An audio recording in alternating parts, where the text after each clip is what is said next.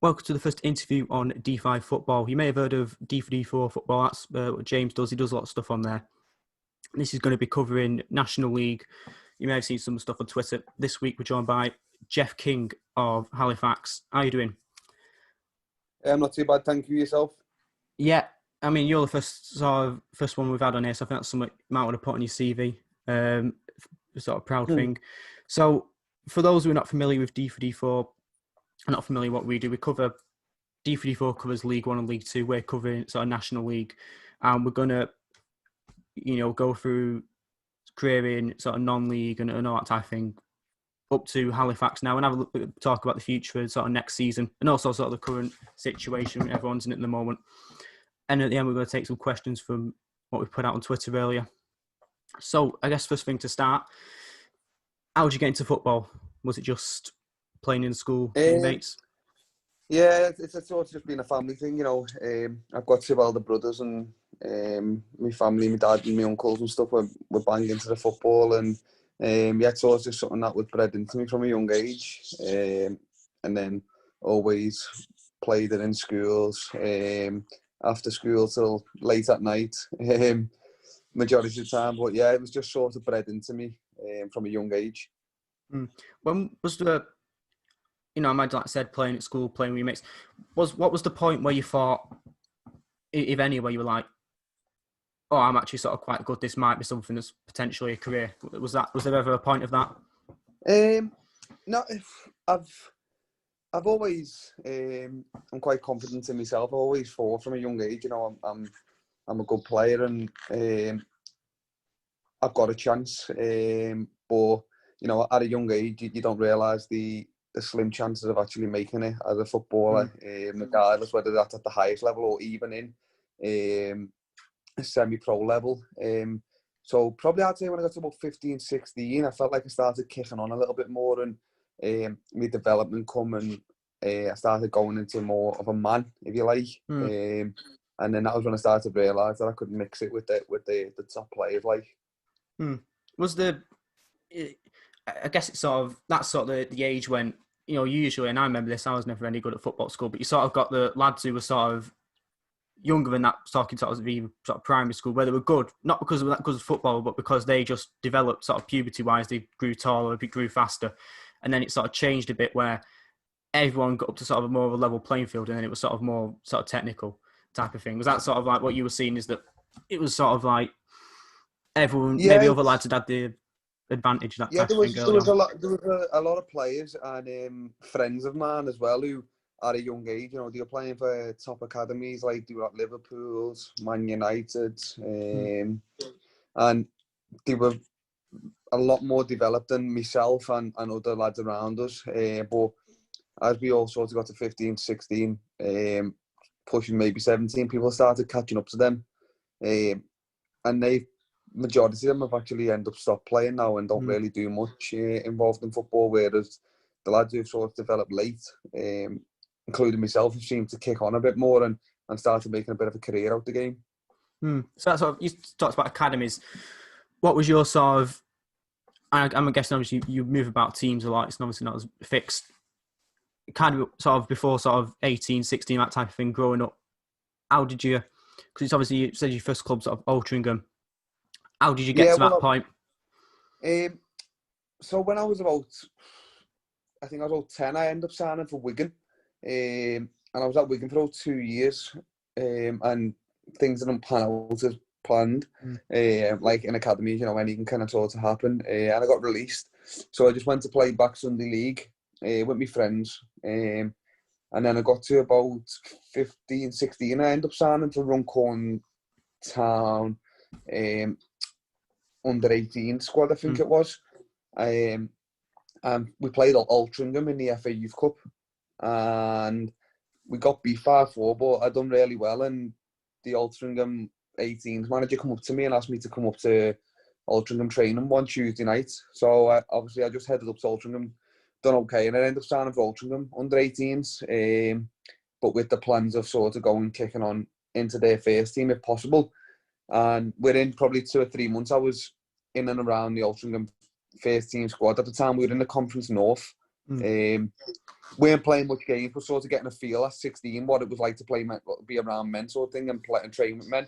And in that year, they actually got promoted to the conference. And then you're probably seeing from Altrincham, that's where I started getting loaned out to a few non-league clubs where people will say to me, "What, you played a lot at non-league clubs?" And I moved about, but that way moving about because of my own choice. It was just because I had a lot of loans. Yeah, that's one of the things I was going to speak about. I guess we can move on to it now. Looking at Wikipedia, you obviously don't always get details of exactly what. It does seem a bit, and I guess this sort of stereotypical sort of non-league type of thing, is there is a bit of a sort of tour de Northwest where you sort of gone to lots of different clubs, but obviously that's sort of, it's different to sort of, at least from what I've seen of non-league, is whereas maybe professional you might be like 2 teams a season at very most. Non-league is that sort of thing where you can have loads of teams and you can get, I've seen some of these players where the Wikipedia page is about that big with the amount of clubs they've played. Is that sort of annoying? I guess that is it good that you sort of get experience wherever? You know what, I'll be honest with you, that probably was my one of my biggest learning curves at that time, because I was only 16, 17, and I was getting shipped around a few non-league clubs. I was like Kendal, Witton Albion, Trafford, Nantwich, Prescott Cables, and I went through a few clubs, and I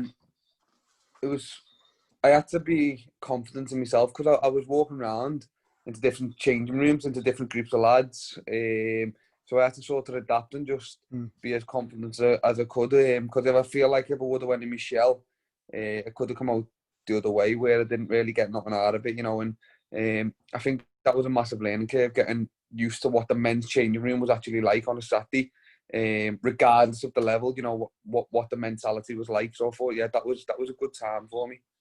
I guess that's sort of why you obviously would love to stay at one club and play 30, 40 games a season. I guess it was also at that age when you're not going to be able to do that at that level.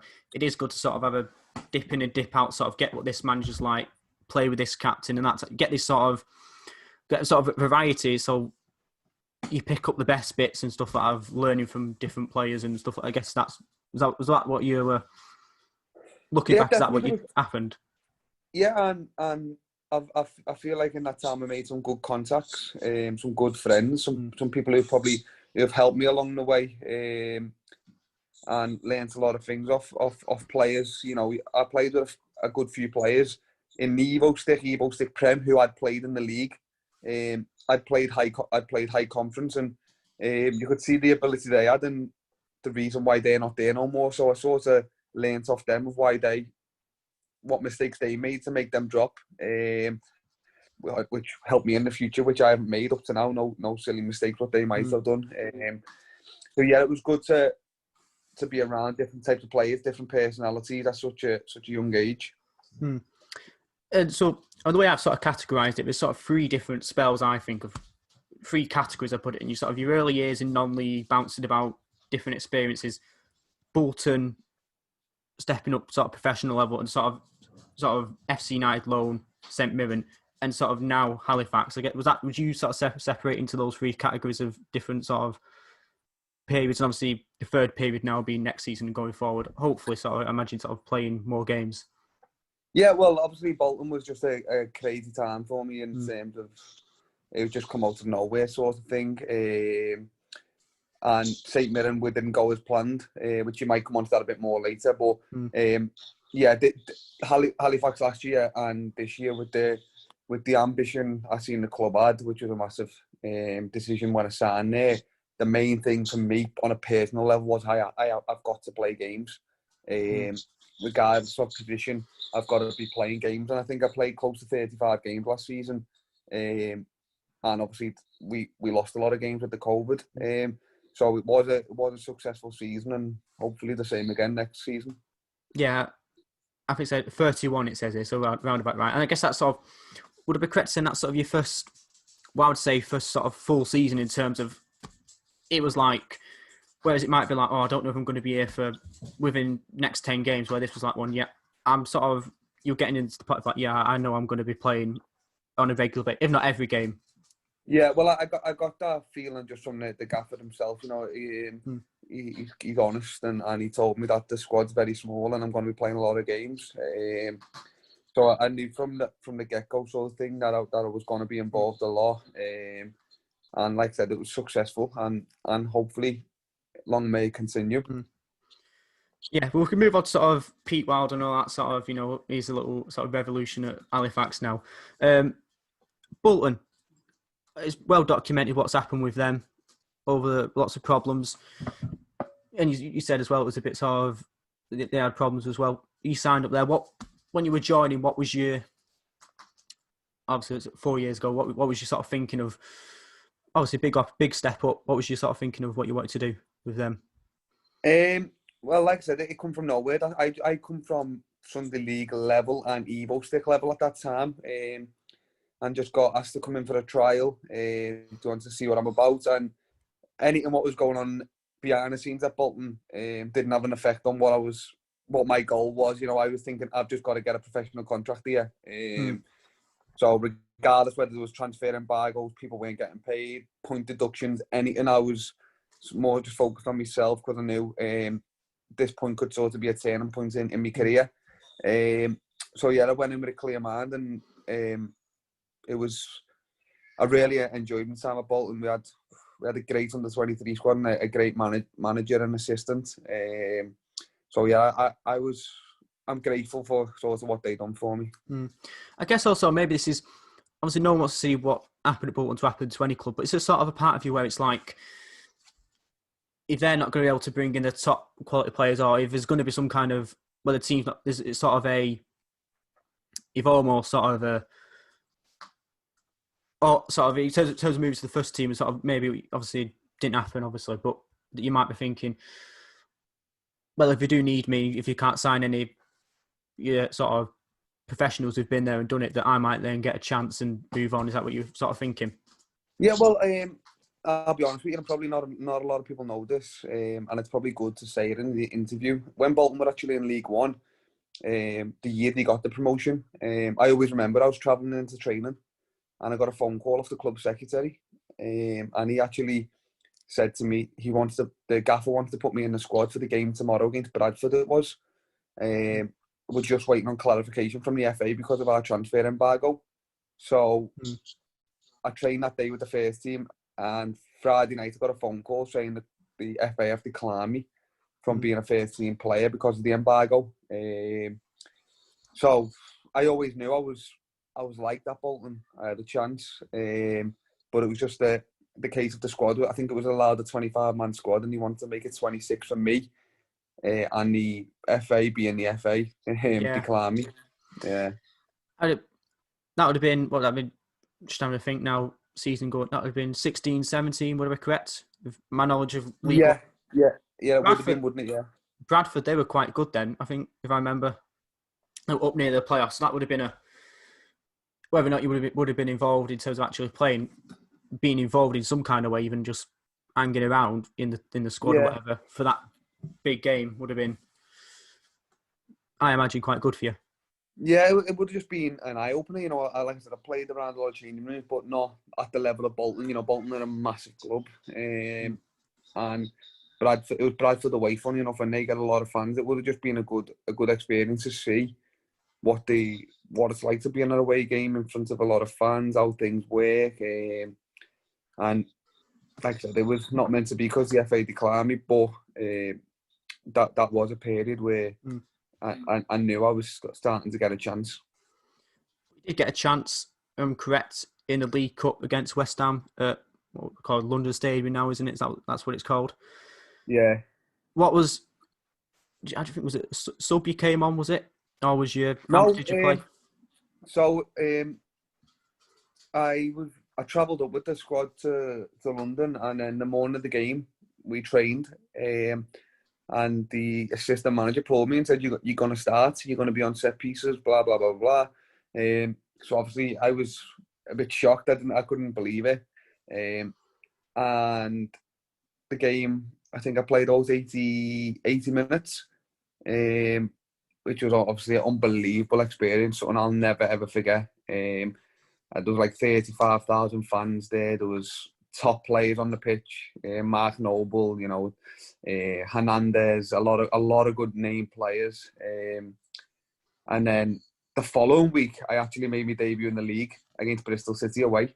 So to go from, no disrespect, non-league grounds, sort of little ones around near me that were quite small, to a massive stadium like that one, big step up. No, it's probably, it sounds silly, but it's probably harder playing at the non-league grounds because you hear everything. So any abuse you get shouted at, you hear it all. When you, what I noticed when I played at the bigger stadiums and a lot more people are there, you don't really hear as much because it's so busy and people are probably talking and chanting, whatever it may be. You don't actually hear as much. Don't get me wrong. The noise is a lot different as a whole, but you don't really hear any individual shouts aimed at yourself or anything. Yeah, I guess from my experience of just sort of going to games and stuff like that is when it's a bit more full. I can get that, and also it sounds actually a lot like what the behind closed door games are. Even when there's only 1,000 people there at something like a Oldham Stadium or something like that, it does sort of sound like a bit of a almost like sort of a training game, or something like where you've got the stands that sounds bouncing off the stands. So it does sound like you can hear every tackle and stuff like that. I sort of get that, especially if like I said, it was 30,000, so it wouldn't have been full as well. Yeah, it was like, well, I can't remember what the Olympic Stadium actually holds. Sorry, it might be around 50,000-60,000, but there was a lot of people there anyway, so it was very, very loud. I know that. I remember it like it was yesterday. Did you any? So you said play some pretty big names there. What's that? I guess what's that like? Sort of pitting yourself against them sort of names. Obviously, ones you won't be playing against, obviously in the league or anything like that. But what's it like pitting yourself against those types of guys? It's nice to be up against them players, to see what level you're at in comparison. But I was actually up at my man who I was up against for the whole game was Mark Noble, and he's one of them players where he doesn't get the credit he deserves, probably on the telly or. But when you play against these types of players, you see the level that they're at. And he's played a lot of Premier League games. West Ham captain for years. So it is good to see where you are in comparison to them, but you can see, and you also feel the level and sharpness that they're at, when you're up against them. I get Matt Noble, so I don't think he's ever been called up for England, has he? I think he's been snubbed quite a few times. There was quite a call that was gonna, so that's one of them. So he did that. Like I said, you played a few games here and there, but never really. You said you played in the league against, was it Bristol City? You then went on to after that, and I think you said another game. So experience, like I said, at a higher level, but obviously not what you would have wanted.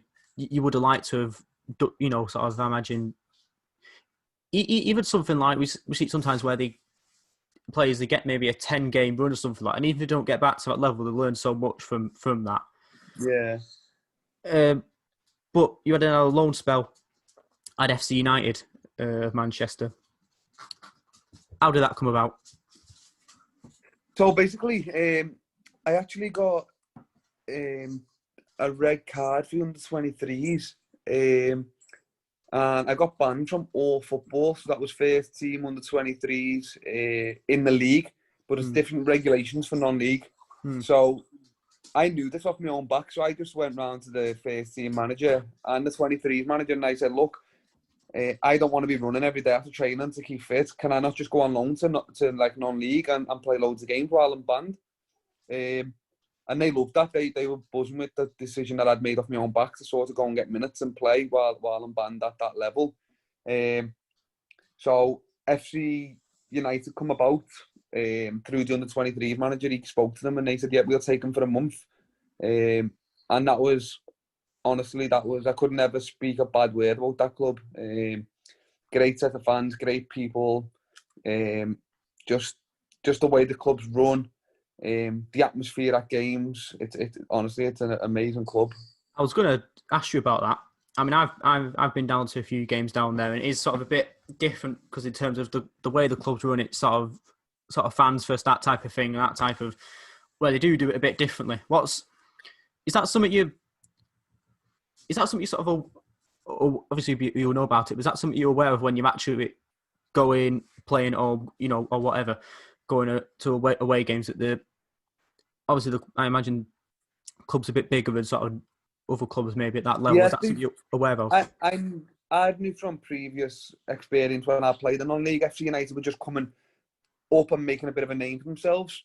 And I knew a couple of lads who played there, and they used to go on about it, saying like what it's like and the fan base and everything. And I knew about the stadium that they had and stuff. So yeah, it helped with the decision of me going there because and it was run like a proper club. Everything was done properly, like a football league club, if you like. Although we only trained on a Tuesday and Thursday. But yeah, the decision of going was based on the club's reputation, the fans, the stadium, and they were actually going into like a relegation. They weren't in a relegation battle, but they were close to going into one when I was signing. I thought that was nice because I'd never been in that scenario before, to be involved in that.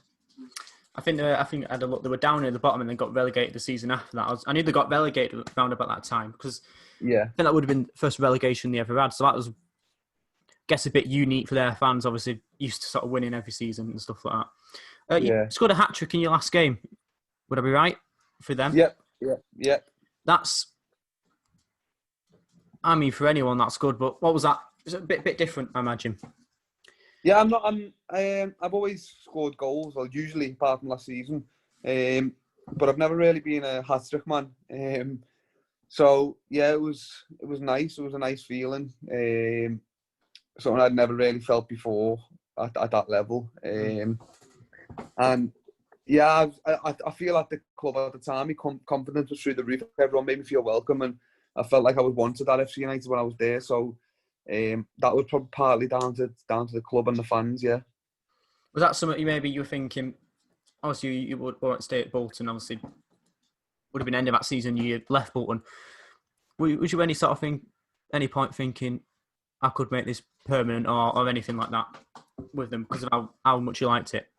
Yeah, I loved FC, and it was sort of down to offers. I wanted to try and stay in the league as long as I could, and try and get league experience. So I was thinking about FC United, but then I was thinking I need to try and stay as high as I can for as long as I can. And then obviously the move to Scotland come about, which was obviously Scottish Premier League, so it was a no-brainer at the time. So yeah, it was in the back of my mind, but I was always aiming for as high as possible. Yeah, well, we can move on to that. St Mirren. I mean, a lot gets said about sort of Scotland and stuff like that with their league and stuff like that. It did a bit different, I'd imagine. Not normally what I find with sort of players moving from England to Scotland is usually the players are sort of Scottish or something like that, but obviously not. So how did that come about? What was you sort of thinking behind all of that? Like I said, you just said a bit then, but why them? I was on holiday in Florida, and I got a call off my agent saying St Mirren want to sign you. They've just been promoted to the Scottish Premier League, club with ambition, blah blah blah. So he said the manager's going to call you soon. So I got a phone call, and it was actually Alan Stubbs, and I didn't know Alan Stubbs was the manager at the time. And I'm a massive Everton fan, so it was sort of leaning me towards that decision. Oh yeah, I've got to take the opportunity.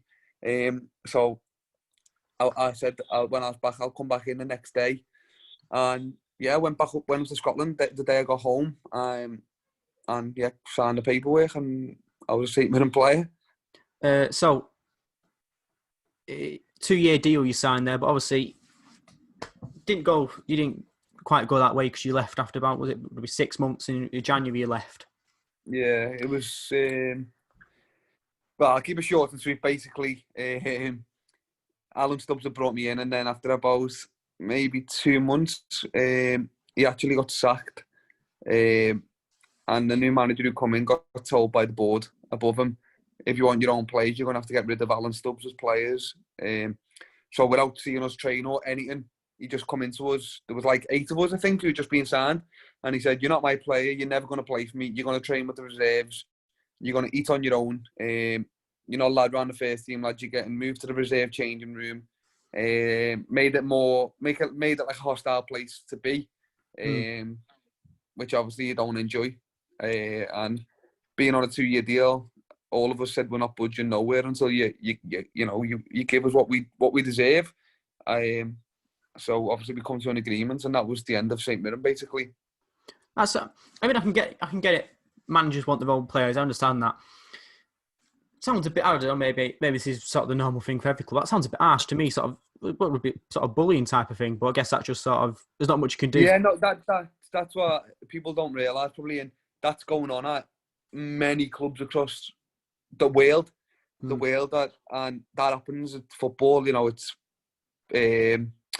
people in the hierarchy who probably don't understand football that much, but have got a bit of money behind them, just make the decisions. It's not down to the manager. The manager didn't make the decisions. He was a bit of you could tell he was a little bit scared. It was his first professional job. He was didn't really understand the game, didn't understand his man management skills and stuff.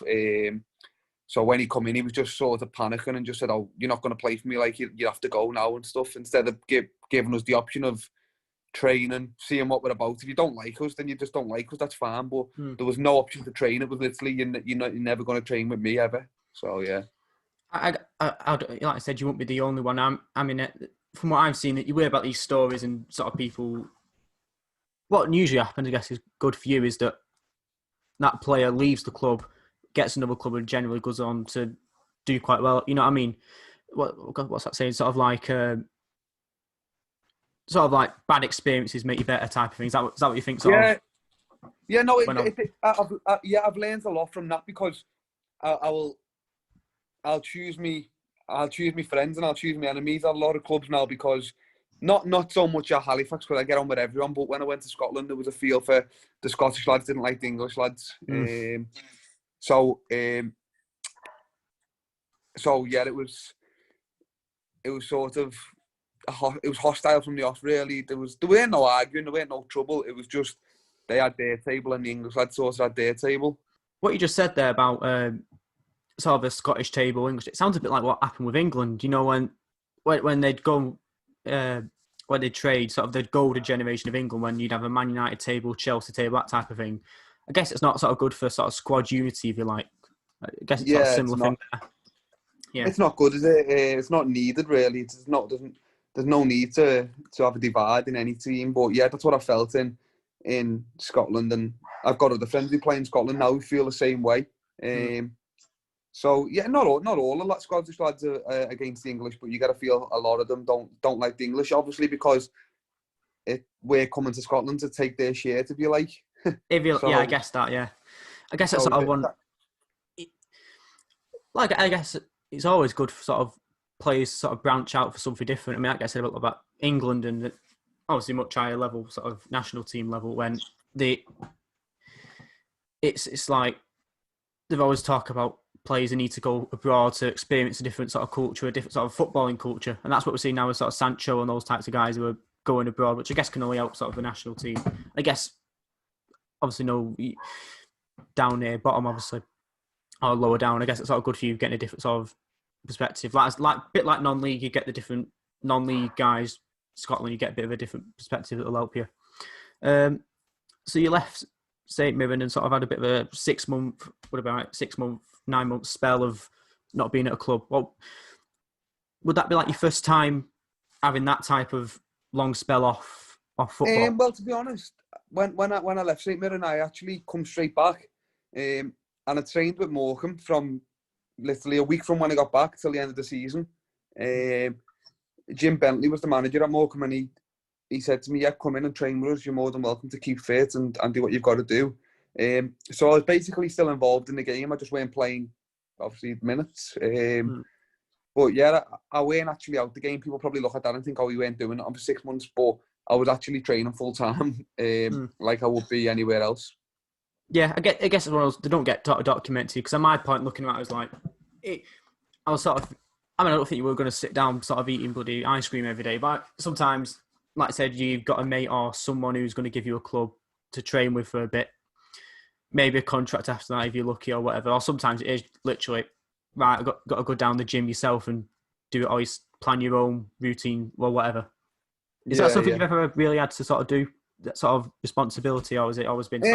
Yeah, no, I'm quite responsible, to be fair. Even when I was in Scotland, and we weren't allowed to train in the reserve, we weren't training, I would always go to the gym off my own back and keep myself fit, look after myself, because you never know what can happen. You know, it's anything literally can happen within the space of a week in football. You know, you can go from not being in the squad to starting a game so fast. So I always looked after myself, and like I said, when I was with Morecambe, I always trained as hard as I could and looked after myself.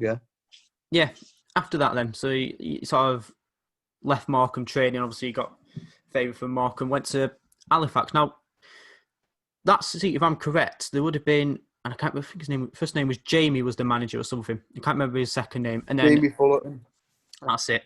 Halifax mate of mine was tweeting about me, stuff like that, so that's how I know. And then certain Pete Wild came in for that sort of season. I can't remember. If I seem to remember, it was he left somewhat late into pre-season, and then Wild came in. Obviously, you obviously been looking at sort of someone like Wild. He's come in and you know, now that was the season you joined. Is that so? You said, like you said before, you sort of, when you're speaking to him, you loved him, sort of what he was saying to you. But also, are you a bit concerned, perhaps looking at his record a bit, that's like he's not really done it, so you might be like a bit sort of worried about that, because he's not really, he'd only been a manager for about 6 months, I think, before that. Yeah, no, it was what had actually happened at Halifax was, I had Jamie Fullerton had left. I'd never met Jamie Fullerton, so I was coming in on the Monday, say Jamie Fullerton had been sacked on the Friday, and I come in under Nathan Clark, was like the person running the training, and he's obviously Halifax centre half and new captain now.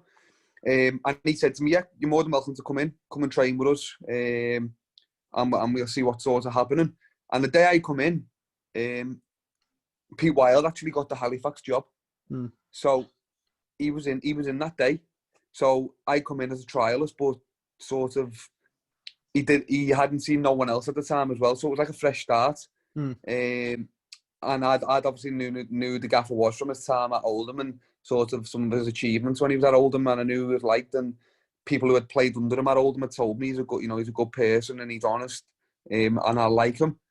And yeah, so I instantly, as soon as I met him and he said he was going to offer me a contract, I liked him anyway, but we sort of clicked then, and it was a no-brainer for me. Yeah, I guess it's one of them. I think if I'm correct, if I remember, it was talk of Clark getting the job or something. It was between him and Wild, I think, remember the bookings. So it's one of them where if he's invited you in either way, sort of, it would have been good for you either way. Yeah, well, I like I said, I didn't know what was going on. I just come in to train. Nathan Clark said to me, "Yeah, get yourself in, see what happens," sort of thing. And then Pete Wild got the job. So yeah, it was like a fresh start for everyone. So then going into what would be now last season, what was your sort of thinking, expecting for Halifax to do, or even yourself? Were you sort of like, I think I'm good, Matt, I think I'm going to get 20 games here this season, or something? Or were you, what was you sort of expecting? Yeah, no, I'll be honest. I thought to myself, I'm going to play a lot of games this year. Just from, we only have a small squad, and the gaffer sort of gives everyone a good playing time, because it feels like you need the whole squad throughout the whole season. It's a long year. So yeah, I was expecting to play a lot of games, and maybe not in the position I played a lot of the time, but like I said, it was never about position wise for me. It was more about getting minutes and helping the team out. So like you did play quite a lot. Said 31 here, which that's going to do some good, sort of consistently playing with the same group of lads, sort of bonding and stuff like that, and moving up the table.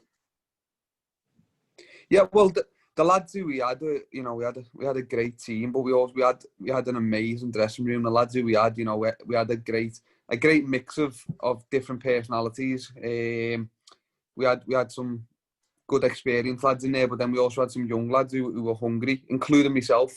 We had our jokers in the changing rooms, but then we also had our people who could, sort of get everyone's head on the game. Now it's time to, go and play. We had a great group of lads in a great dressing room. Then, obviously, it comes to end of a season, playoffs. I don't want to sort of upset you, but that must have been good and bad, but also good. No, it was good to be in the playoffs. It was brilliant to be in the playoffs, but it was also, for me, on a personal level, it was annoying. I felt like I should have started the game, but hey, it's not my decision. It was the gaffer's decision. I was never arsey about it, if you like. I sort of just got on with what I was told to do. But in a personal note, I was sort of annoyed, but I was more annoyed that we lost. I was gutted because it was a chance to get in the Football League. Yeah, and that's the thing I imagine as well. How I always view it is, if you want to make a step up to something, it's always better to move up. Not even just football, with anything. It's always good to make the step up with the team you've always been in or the group you've always been with, rather than moving to a team. I think from what I've seen, it always gives you a bit more momentum type of thing. So that would have been good if you wanted to have a shot in League Two, sort of prove what you can do. Yeah. Definitely. And I've always said the gulf between the conference and League Two is nothing. Them two leagues are so similar, and you'll always notice teams who do well in the conference usually do well in League Two.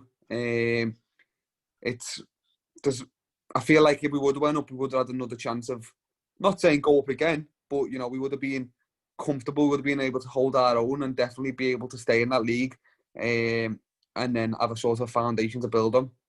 And I think from what numbers I've looked at, it's very rarely that a team gets promoted from the conference and goes back down within a season. Obviously, it happens maybe 2 or 3 seasons later. So I think that's sort of says what the difference is. Maybe a few years ago it would be different, but finance, like the TV rights, will give the club a bit more money, which moves the lines between league. You know what I mean? It might get called something different, but it's quite similar.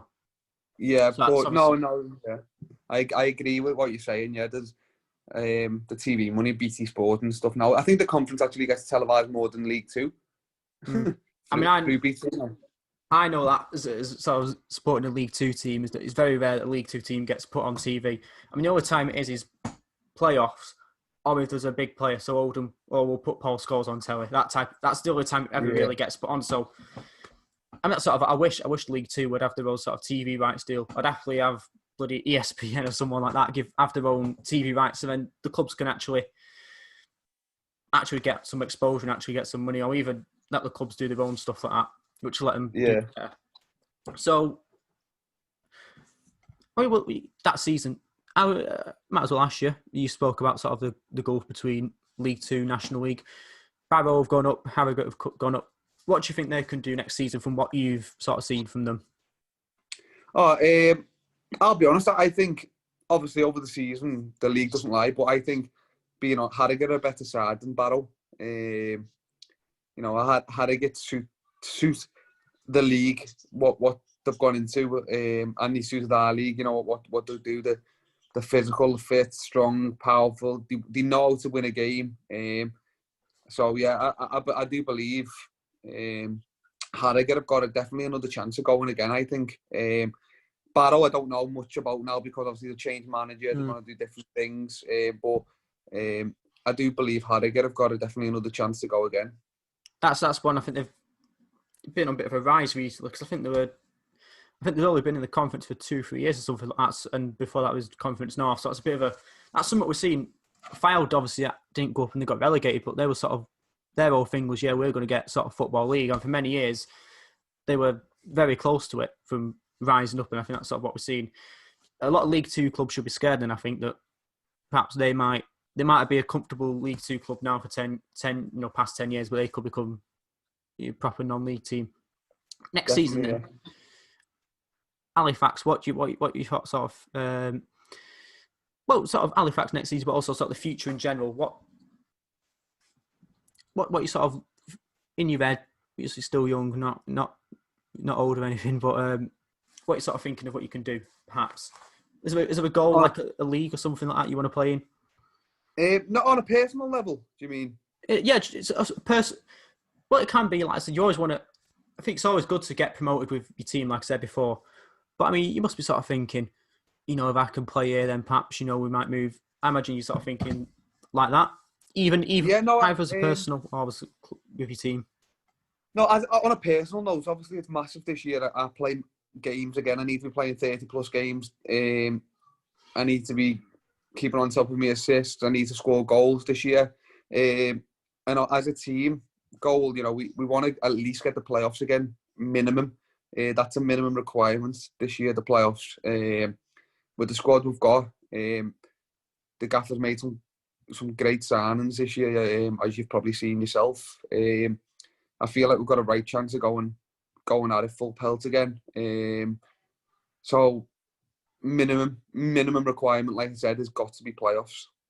I think that always is. After you've got the playoffs, you've got to think go again, but it's not always that difficult, especially when, and we've seen quite a few players leave where you might have been like, oh, would have wanted to keep. But that's how it goes. You lose players, and as long as you replace them, then that's how you do. Definitely. Right, we're going to do some questions from Twitter now, and I think looking at most of them, some are from fans, some are from sort of teammates, former players, that type of thing. This one from your mate Niall. Other than playing with me, who's the second best player / partnership he's played with? Ooh. Yeah, well, to me and Niall had a great partnership this year. So, obviously, Niall's number one. But I'd probably say when I was at Bolton, I used to play midfield with, actually, funny enough, Hadrian, who actually plays for Halifax as well now. And me and Jack used to play under 23s together a lot, and we were always sort of together. So, yeah, Hadrian.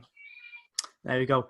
This one's a bit mean. Kev Ellison, sorry. Can he eat an apple through a letterbox with those teeth? Kev, good old Kev. No, I can't, and I hope he watches this. I've texted him already. I told him his head looked like an apple. I mean, well, he's doing quite well. Is he 41 now? Is he something like that? Yeah, he's 41. Yeah, that's how I actually met Kev when I went in for Morecambe for the time when I weren't at no one. So yeah, I actually met Kev. He's top lad, but loves a joke like that one. I don't know if he's. I've been keeping up with him because I wanted to keep going. I wanted to keep going like 45 or something like that. Keep playing even non-league. You know what I mean? I always want that sort of like. Is it Stanley Matthews or someone play till 50? I don't think he could do that, but I always want players to play. Any sort of record like that. I love that. This one's from Tom. Where does the best chicken and bacon salad bagels? Who does the best chicken and bacon salad bagels in Liverpool? That's Mojo's. He was my old when I used to do coaching. When I played, it's sort of an Evo stick and played part time. That was Tom. That was like me. So it's my work partner I always used to be with, and we used to go to a place called Mojo's in Crosby, where we always used to get a bagel every lunchtime. I guess it's sort of bad, I imagine, for, like you said, that you have, sort of like what you're saying with sort of youth team, that you had all these people where sort of the level, and they were just mates, just normal people, and then some fly up, that type. So I guess it's sort of mad, even whether you're a footballer or even just general mate. I guess it's sort of mad. But it's from Halifax fan. Where does he think?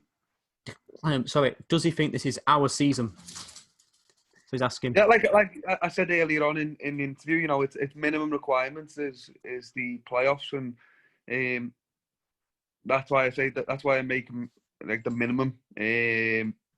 So obvious, because I do believe that we've got a massive chance of going up automatic from the squad that we've got. So yes is the answer. Denzel asked, does he know a betting site where I can bet on him to get a yellow card? I think we've seen quite a few of those about yellow cards. Oh yeah, the yellow card was a downfall to last season, but that won't be happening this year. I think Peter been told you off for that. You get suspensions for that, don't you? 5, you get I got one game, and then I got 1 game, and then I got 2 games. So that's not. I guess it's not good as well if you're trying to play as many games as possible. Yeah. Well, these two are sort of the same one. What is it like to play for Halifax, and how does he feel his first year went? What was his best moment from the season? I guess those two are kind of the same. For Halifax, it's been great because it feels like a proper home club. Somewhere where I feel welcome, and we get good crowds. Who sing for the whole game and sort of push us through. Best moment so far for Halifax. It would have to be getting the playoffs. I think, you know, it was a massive achievement because we were so much underdogs last year. No one really expected us to do what we've done. So that's got to be the best moment, getting the playoffs. So another one from Kian asked, "What's your favourite position to play?" I sort of went over this, but what made you sign for Halifax? So favourite position. Favourite position. I've always played like a number 10 sort of position, or off the left. Then the gaffer sort of tried me on the right, and then tried me right wing back. One game, and I sort of done well there and played quite a lot of games in that position. So at the minute, right wing back is probably my favourite position, if I'm honest. Or right back, if you like. Yeah, that's what Lewis asked. Same question there. A lot of repeats, obviously. I guess that's sort of good. You're getting the same positive serves. So that's quite good for you. Andrew again, were you trying to get less time to season? Another one. And from JB asks, what attracted him to renewing his contract to Halifax? You know, the ambition the club's got. Speaking to the gaffer and Millie, the assistant, you know, we've got a massive ambition this year to go into the Football League. The way the club's getting ran, and also just the way last year went, I really enjoyed it. I played every game with a smile on my face. So yeah, that was massive for me. You know, there's no point being somewhere if you're not happy, and at Halifax, I'm definitely happy. This is the last of the Twitter ones.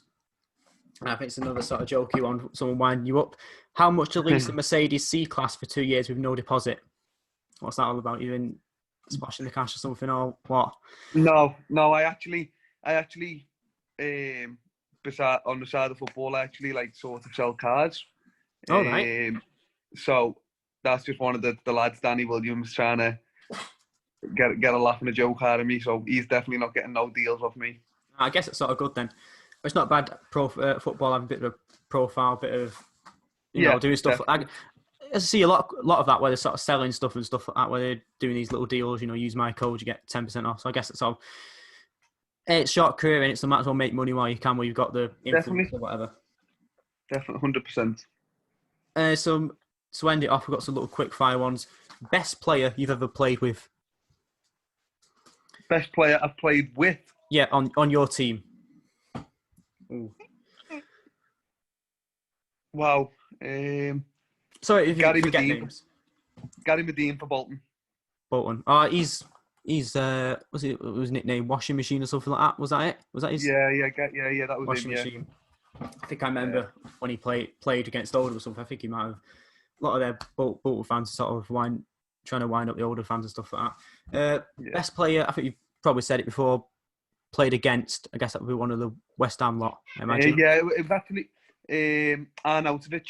Arnautovic's debut for West Ham against when I played. He's frightening. What a player he is. Yeah. What was the other one? We've already done sort of best stadium. I was going to ask sort of what is the worst stadium? I've been non-league. Worst stadium. I guess you could say the worst stadium is the best one because the non-league is a bit sort of. The worst stadium. Hales Owen. Hales Owen was is a bad place to go, especially on a Tuesday night. What about what pitch, bloody wind or something like that? Is that? Yeah, Hales Owen is on a massive hill. So basically, the team who's shooting down the hill will always have the better half. Majority of the time, it's windy, it's open. The changing rooms are about 5 foot wide. It's honestly, it's a terrible place to go. I can't listen. That's one thing I do sort of think. Wish I could play football, even bloody just with my mates stuff like that. But stuff like that puts me off the wind and all that type of thing. So, what was the other one? I got some more. I think that's all. What was the other one? I can't find it. I had a list anyway. Anyway, thanks for sort of coming on, spending your time to have a chat. Is anything you want to sort of plug or anything like that? You plug your Twitter to get more followers to sell more cars or whatever. No, I don't mind coming on. I'm happy just to come on just to sort of show you know, what sort of has gone on with myself and my time at Halifax, and sort of say thanks to a few people or a few clubs who have sort of helped me along the way. But yeah, thanks for having me as well. And if you're at Halifax, and if you want to say to Halifax fans, because I guess most of them will be Halifax fans watching this. Just as soon as fans can get back in, you know, keep flooding the gates, keep getting in and supporting us, because they're massive for us.